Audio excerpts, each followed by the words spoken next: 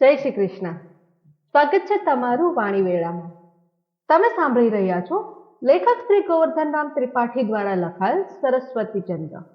કથાના પાછલા ભાગમાં આપણે અલગ કિશોરી અને કુમુદ સુંદરીના સખી મંડળ વિશે જાણ્યું અને સાથે સાથે એ પણ જાણ્યું કે નવીનચંદ્ર અને બુદ્ધિધનનો પરિચય કેવી રીતે થયો. હવે જો તમે વિસ્તારથી જાણવા માંગતા હો તો તમારે કથાનો પાછલો ભાગ સાંભળવો પડશે. હવે શરૂઆત કરીએ આજની કથાથી.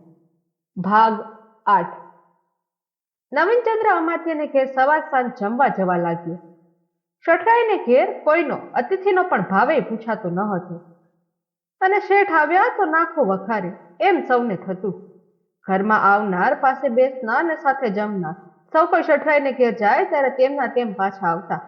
કૂતરાને પેઠે કોળિયો ધાન ખાય પણ શઠરાઈ પોતાની સાથે બોલે કે ચાલે નહીં એટલે આવનારને મન એમ જ થતું કે અહીં ક્યાં ભરાઈ પડ્યા. બુદ્ધિધનને નાનપણમાં કોઈ વાર નોતરું હોય તો તેડું નહીં અને તેડું હોય તો નોતરું નહીં એમ થતું. ન જાય અને પાછળથી શઠરાઈને સાંભળે કે એ આવ્યો નથી તો એને માથાના ફરેલમાં ગણે. કોઈ વાર તો કોઈ એવી મશ્કરી કરે અથવા એવું તો અભિમાન ભરેલું વાક્ય બોલે કે ઘરમાં આવેલો માણસ બેઠો ને બેઠો મળી જાય. બુદ્ધિધન તો કોઈ વાર શઠરાઈને ઘેર ભરાય પડે ને લાગ મળે તો છાનો માનો અથવા કઈ બાનું કાઢીને ઘેર નાસી આવતો. આ સૌ જૂના જમાનાની વાત હતી પણ બુદ્ધિધનને હજુ સાંભળતી હતી અને પોતાના ઘરમાં કોઈને એવું ન થાય માટે જાતે બહુ સાવચેત રહેતો અને છોકરા તથા ચાકરોને પણ સભ્યતા અને વિવેકની રીતમાં તેણે કેળવી મૂક્યા હતા. બુદ્ધિધનની જોડે જ નવીનચંદ્રનો પાટલો નખાતો, પંક્તિ ભેદ રજ પણ થતો નહીં અને અથડાતા ભમતા વટેમાર્ગુ જેવા અતિથિ જોડે શુદ્ધ મનથી, વાણીથી અને કર્મથી સમાન ભાવ રાખીને સુવર્ણપુરીના મહારાજનો પ્રિય બુદ્ધિશાળી અમાત્ય રસભેર વાતો કરતો અને ન બોલતાને બોલાવીને ચર્ચા ચલાવતો અને તે ચર્ચામાં બુદ્ધિધનનું અભિમાન લેશ પણ દેખાતું ન હતું. જમવાને પ્રસંગે સાથે જમવા બેઠેલો પ્રમાદધન અતિથિને હઠ કરીને જમાડતો અને તેની સગવડની સંભાળ રાખતો. સૌભાગ્ય દેવી, અલગ કિશોરી અને કુમુદ સુંદરી ગૂંચળું વળીને જમનાર આગળ બેસતા અને છાનામાના પાનની બીડીઓ કરતા. શઠરાઈને ઘેર બુદ્ધિધને જુદી જ જાતનો દેખાવ જોયેલો હતો. ખલકનંદા અને રૂપાળી ઘરમાં ધબ ધબ ચાલે, દોડાદોડ કરે અને હોકારા પાડે અને ચાકરોની સાથે પણ ઘડીકમાં હસે તો ઘડીકમાં તેને છણકા કરે. પૈસો ઘણો હોવાથી શરીર પર ઘરેણા ઘણા રાખે અને તેથી વધારે છાક રાખે પણ એટલામાં જ તેના મોટાપણાની સીમા આવી રહેતી. ઘરની સંભાળ રાખવી કે તેવડ કરવી તેનું કોઈને ભાન નથી. માથે લુગડું ઢાંકવાની તો બાધા. એક બે લટિયા ન ઉઠતા હોય તો ભાગ્યશાળી અને ભલું હોય તો વાહો ઉઘાડો હોય અને ભલું હોય તો કંખોય ન પહેર્યો હોય. ચણિયા પહેરવાથી શ્રમ લાગતો અને ઉઠતા બેસતા પહેરેલું લુગડું કેમ રહે છે તેની જાતે શરત રાખવાની ટેવ ન હતી અને પરભારિયાને યાદ અપાવવાની જરૂર ન રહેતી. જરૂર લાગે તો પણ આવી બાબતમાં બૈરા માણસને મોએ કહેતા શરમ આવતી. ઘરના પુરુષો પારકા બૈરાની ચેષ્ટા કરતા પણ પોતાના ઘરમાં જોતા ન હતા. એમાંથી પરિણામ એ થયું હતું કે ઘરમાં આવનાર જનાર લાગ મળીએ બૈરા સાથે અણઘટતો પરિચય લેતા. બુદ્ધિધને આ સૌ જોયું હતું, કંટાળો આવ્યો હતો અને પોતાના ઘરમાં એવું ન થાય તે સારું ખાસ ચટ ને ચીવટ રાખતો. એની નાતમાં દેખી તો ઘૂંઘટ તાણવાનો તો ચાલતો ન હતો પરંતુ પરભારિયા મોટા માણસો આવે ત્યારે સ્ત્રીઓ સંતાઈ રહેવા જેવું કરતી. નવીનચંદ્ર મોટા માણસોમાં ન ગણાતો હતો અને પોતાની નાતનો એટલે જમતો હોય તે વખતે કોઈ એની શરમ ન પાડતા પણ ચાલતા સુધી તેના દેખતા વાતોમાં ભાગ ન લેતા. નવીનચંદ્ર પણ કંઈક શરમાળ હતો, સ્ત્રીવર્ગ સાથે જાતે પરિચય લેતો ન હતો અને ચાલતા સુધી ઘરમાં કોઈને ભારે ન થઈ પડે એવી રીતે રાખતો. 2-4 દિવસમાં તો તેની સુશીલતાને લીધે તે સૌને ઘરના માણસ જેવો લાગવા માંડ્યો. પ્રથમ મેળાપને સમયે બુદ્ધિધનને તે વિચિત્ર લાગ્યો હતો તે અભિપ્રાયમાં કંઈ ફેર પડ્યો. જમ્યા પહેલા અને પછી પ્રમાદધન જોડે તે ગપ્પા મારવા બેસતો. પ્રમાદધનને તેનું ઇંગ્લિશ નોલેજ સારું લાગ્યું અને તેની તેણે પિતાને વાત કહી. એમ પણ માલુમ પડ્યું કે એ મુંબઈના મોટા અંગ્રેજી વર્તમાનપત્રોમાં લખવાનો પ્રસંગ રાખે છે. આવા અથડાતા માણસની બાબતમાં બુદ્ધિધને આ તરત માન્યું નહીં. એવામાં એક દિવસ નવીનચંદ્ર વાળું સારું આવેલો હતો. તે દિવસ દરબારના કામમાં બુદ્ધિધન રોકાયેલો હોવાથી વાળુનો વખત વીતી જવા છતાં કઈ ઠેકાણું ન હતું. નવીનચંદ્ર પ્રમાદધન સાથે એક દિવાનખાનામાં બેઠો હતો. બીજા 6-7 જણા પ્રમાદધનને મળવા આવેલા હતા તે પણ બેઠા હતા. પ્રમાદધન સૌની વચમાં એક આરામ ખુરશી પર પડ્યો હતો. બધા બેઠા હતા એમાંથી એક જણે એની પાઘડી લઈને ખૂટીએ મૂકી અને બીજાએ અંગરખું મૂક્યું. ત્રીજાએ એની બંડી કાઢતા મદદ કરી. ચોથો એના વખાણમાં રોકાયો અને પાંચમો તેમાં હાજિયા ભરતો હતો અને છઠ્ઠો એના શત્રુઓ તથા પ્રતિસ્પર્ધી શોધી કાઢી તેની નિંદાઓ કરતો હતો. એવામાં ટપાલ આવી. કાગળો એકદમ સર્વમંડળના અધ્યક્ષ પ્રમાથનના હાથમાં મુકાયા. પહેલું વહેલું અંગ્રેજી ન્યૂઝપેપર ફોડ્યું. ચારે બાજુઓ ઝપઝપ અતિરયથી ઉથલાવીને આંખો તળે કાઢી હર્ષ અને ઉત્સાહથી પ્રમાથન બોલ્યો, નવીનચંદ્ર, પેલો આર્ટિકલ આવ્યો છે. પિતાની ખાતરી કરી આપવા નવીનચંદ્ર પાસે લખાવી એક વાનું મોકલ્યું હતું તે આજના છાપામાં આવ્યું હતું. હે, આવ્યું? વાંચો વાંચો, એક મિત્ર બોલ્યો. તે વાંચવા માંડ્યું. એટલામાં બુદ્ધિધન આવ્યાની ખબર પડી. સર્વ મંડળ વેરાઈ ગયું. પ્રમાથન અને નવીનચંદ્ર ભોજન ગૃહમાં ગયા. ત્યાં એક પાટ પર વચ્ચોવચ ભીતનો તકિયો કરીને અલગ કિશોરી બેઠી હતી. પાટ પાસે એક બારી હાથ પર મૂકીને કુમુદસુંદરી ઊભી હતી. જમીન પર એક પાટલા પર બેસી પાસેની સગડીમાં સૌભાગ્ય દેવી તાપતા હતા. 5-6 યુવતીઓ પાટ પર બેઠી હતી અને ગપાટા હાંકતી હતી. વૃદ્ધ થઈ ગયેલા દયાશંકરની સ્ત્રી ડોસી જમના કાકી સૌભાગ્ય દેવીની પાસે બેસીને તાપતા તાપતા ધીમે સાદે વાતો કરતા હતા. અમાત્ય આવ્યાની પ્રમાથને ખબર કરી એટલે સર્વ મંડળ વેરાઈ ગયું અને માત્ર ઘરના જ માણસ રહ્યા. અલગ કિશોરી પાટ ઉપરથી ઉઠી અને ત્યાં પ્રમાથન બેઠો તથા બાજુએ નવીનચંદ્ર બેઠો. કુમુદસુંદરી ભણી પુરુષોની પીઠ હતી. અલગ કિશોરી ભાભી પાસે જઈને સોળમાં ઊભી. હળવે રહી તેને 2 ભૂત ફરી દાબી અને કાનમાં કહ્યું, હાશ, હવે હું વળી. ભાભી, તમારા શરીરમાં તો ગરમાવો ઠીક રહે છે શિયાળાની રાતમાં. કુમુદસુંદરીએ મોં મલકાવ્યું અને અલગ કિશોરી બાદ છોડીને છૂટી ઊભી રહી. કુમુદસુંદરીને નવીનચંદ્રને જોતા ઉપજતો ક્ષોભ દિવસે દિવસે ઓછો થતો જતો હતો. બુદ્ધિધન આવ્યો અને પાટલા નખાયા. સૌ જમ્યા. જમતી વખતે પ્રમાથને નવીનચંદ્રના આર્ટિકલની વાત કરી. બુદ્ધિધને કહ્યું, હા, એ મેં જાણ્યું. સાહેબના શિસ્તદાર આવે છે ને, એણે વાંચ્યું અને વખાણ્યું પણ. ઠીક લખ્યું છે નવીનચંદ્ર. તમારે બધી જાતનો અનુભવ જોઈતો હોય તો અત્રે રહો. અમારે એક અંગ્રેજી લખનારની જરૂર છે. એ અનુકૂળ પડશે તો રાણાજીને કઈ શું પ્રસંગ આવે. સૌ જમી રહ્યા. રાત ઘણી થઈ ગઈ હતી. નવીનચંદ્રને અમાત્યને ઘેર સુવાનું ઠર્યું અને પ્રમાથને બેસવાના દીવાનખાનામાં પથારી થઈ. તે સૂતો જોડેના દીવાનખાનામાં. બુદ્ધિધન અને પ્રમાથન ગયા. અલગ કિશોરી રાત વીતી હતી એટલે સાસરે ન ગઈ અને માએ તથા ભાભીએ શિખામણ દીધી કે સાસરે ના કહાવ. પણ ના શું કહાવવી, જાણે જ તો છે. કરીને ના ન કહાવી. પ્રમાથનને સુવાની વાર હતી એટલે નણંદ ભોજાએ સગડી કરાવીને ગપાટા મારવા બેઠા.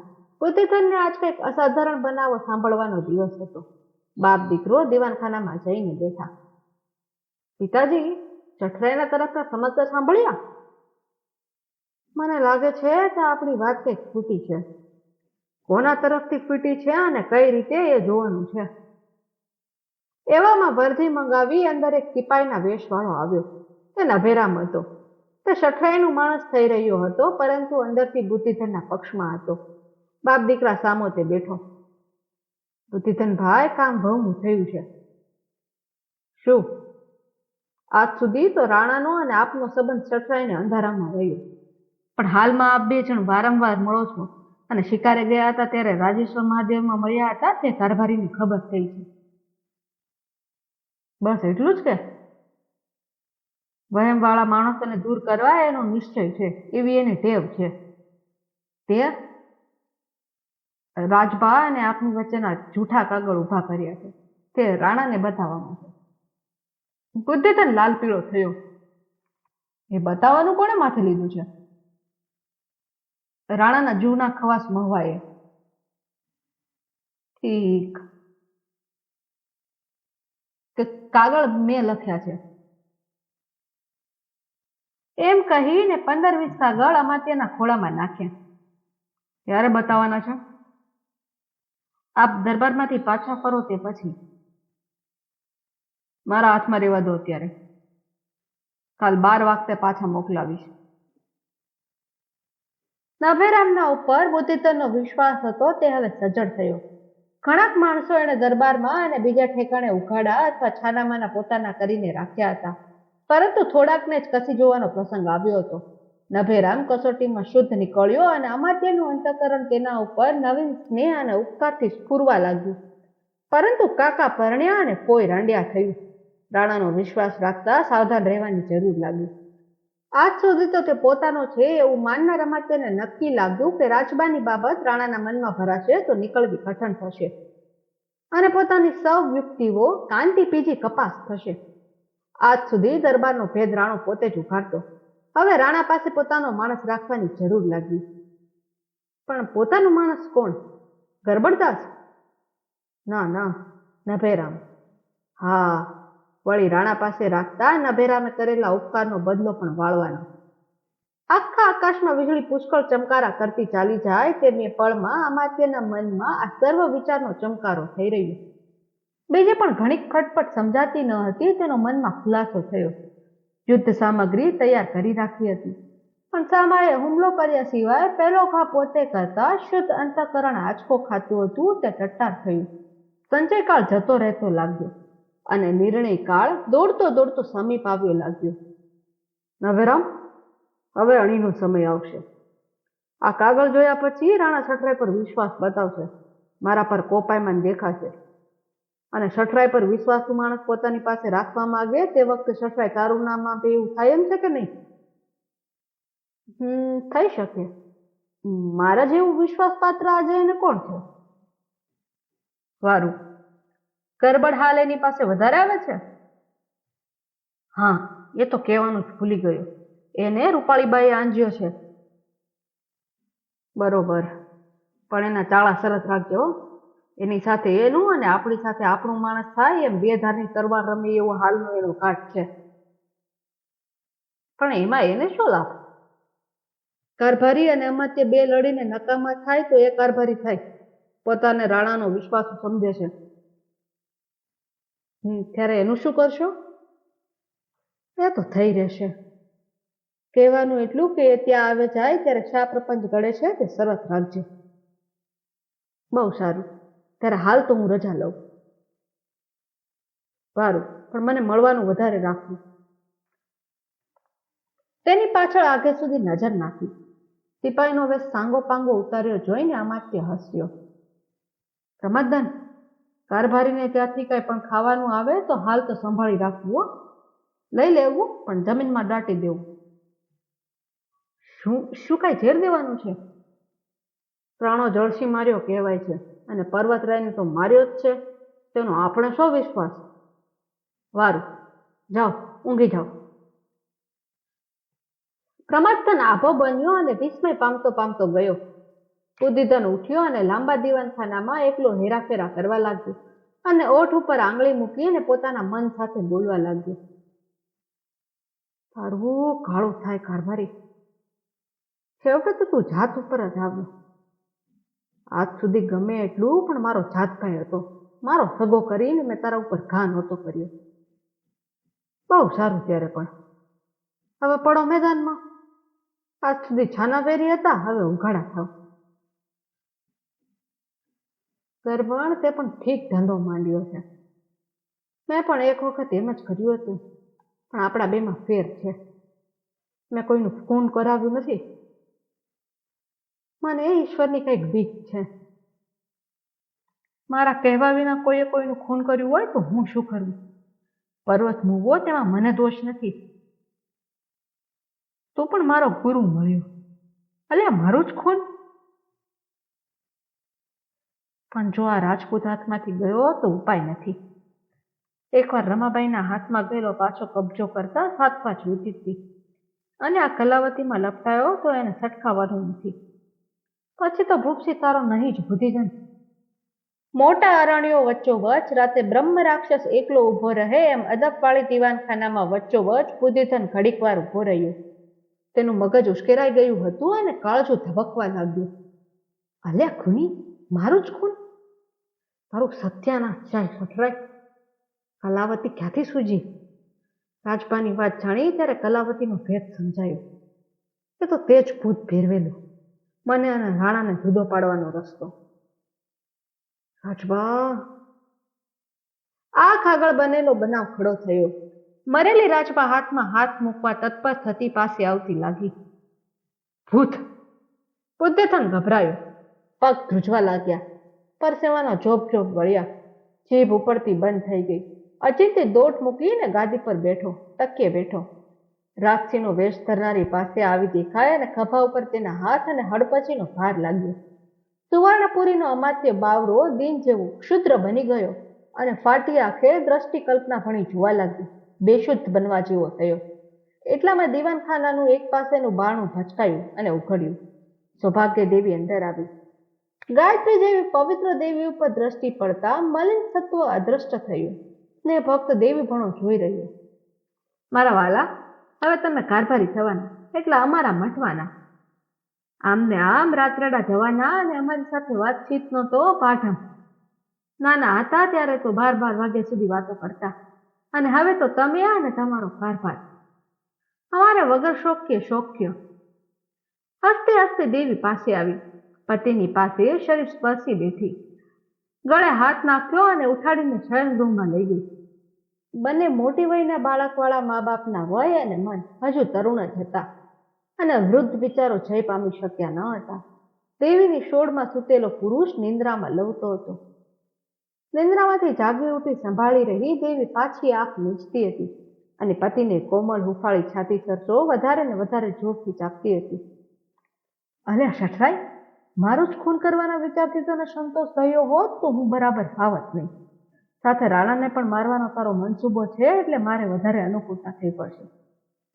રાણો મારો રાખવાનો એટલો રસ્તો છે. તારા મનમાં એમ હશે કે બુદ્ધિધન જાય તો રાણો રહેશે, અને રાણો પણ હાથમાં ન રહે તો એ પણ સ્વાહા. વાહ વાહ, એ પણ ઠીક છે કે દુષ્ટાય કલાવતીને ઘેર જાય છે. સ્વપ્ન સૃષ્ટિના ધૂમકેતુ આ મુખાકાશમાં ચડી આવતા તેને જોનાર જળ દીવા વગર કોઈ ન હતું. એ સ્વપ્નને બળે પુરુષ પાછું બદલવા જતો અને તેથી નિંદ્રામાં પણ ચમકતી સ્ત્રી તેમ ન થવા દેતા તેને હાથના જોરથી પોતાની સન્મુખ ખેંચતી, વિમુખ થવા ન દેતી. આ બનાવનો ઇતિહાસ ચારણ જેવો પલંગ કચડ કચડ બોલીને ગાયન કરી કાન વિનાના બેરા શૂન્ય શયનગૃહને સંભળાવવાના યત્ન કરતો હતો. શિયાળાની લાંબી રાત આમ ટૂંકી થઈ જતી હતી. હવે કથામાં આગળ શું થાય છે તે જાણવા માટે તમારે આગળના એપિસોડની રાહ જોવી પડશે, અને જ્યાં સુધી અમે આગળનો એપિસોડ ના લઈને આવે ત્યાં સુધી વાણીવેળા ઉપર અમારી અન્ય કથાઓ સાંભળતા રહો. તો ફરી મળીશું આવતા એપિસોડમાં. ત્યાં સુધી બધાને જય શ્રી કૃષ્ણ.